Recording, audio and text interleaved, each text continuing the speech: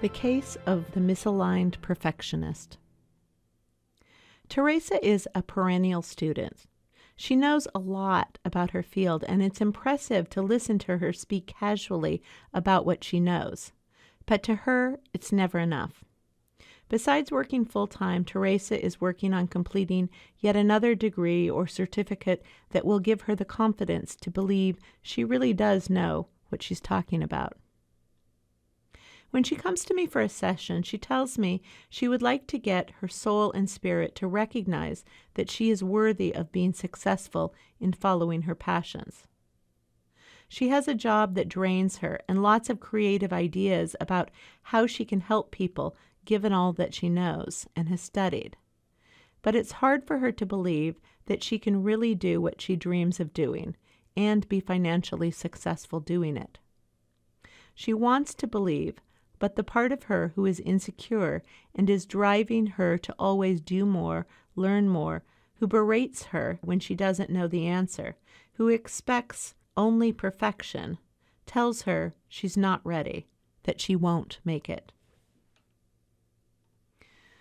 Teresa is the perfect mirror of my own fears and insecurities. When I tune into her body and ask what needs to be healed, the first thing that comes up is the SB junction, or the spinobasal junction. It's where the spine and many important structures in the head come together. The nervous system, tissue of the brain and spinal cord, as well as the bones of the skull and spine. It plays an important role in breathing and the function of the pituitary gland, which is the master gland of the endocrine system. If you've ever had a blow to your head, it's possible to throw the SB junction out of balance. But it's also possible that emotional trauma can cause restriction.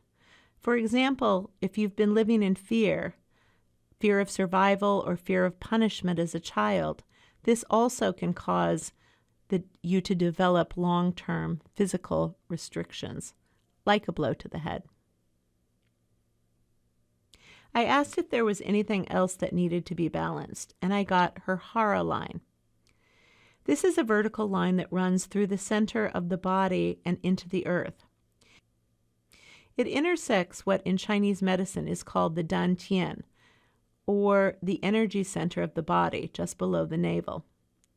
When the hara line is centered and balanced, we are energetically aligned to our life purpose. When it is out of alignment, we lose connection to ourselves, others, the divine, and the earth.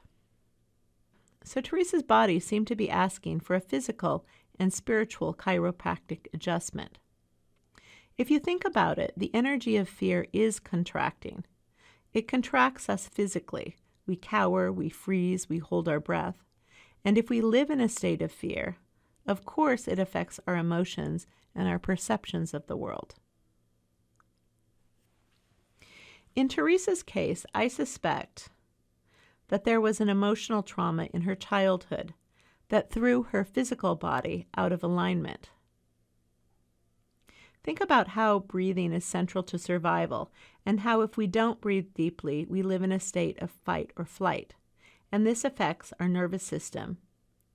And also in the case of the SB junction, potentially the functioning of her hormones, chemical messengers that coordinate the functioning of the metabolism and the immune system, among other things.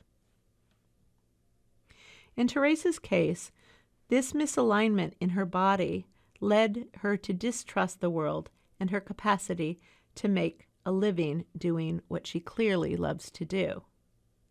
It contracted her belief in herself.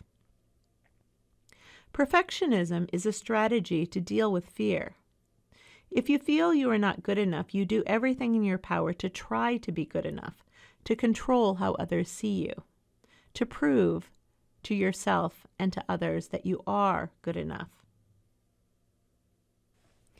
Given that she's used to being misaligned and functioning as best as she can, it may take more than one healing session for the new physical, energetic, and emotional alignment to take hold.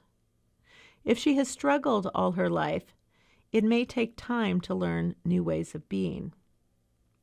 The focus of her healing was asking how to get her soul and spirit to recognize that she is worthy of being successful in following her passions. But her soul and her spirit already recognize her worthiness. It's that other part of her, the emotional part of her, that needs to learn that despite past experience, she can trust, she can ask for help. And what she knows and can do right now is not only more than enough, it is exactly what the world needs. It is striking that in doing healing work, I attract clients who, in showing me their issues, help me to heal my own.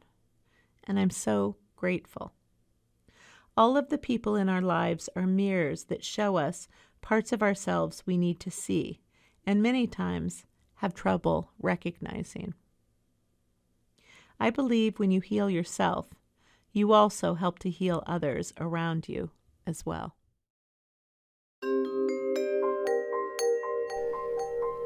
I'm Suzanne LaGrande, and you've been listening to The Shaman's Notebook. For more insights and adventures into healing, subscribe below and visit me at SuzanneLaGrande.com.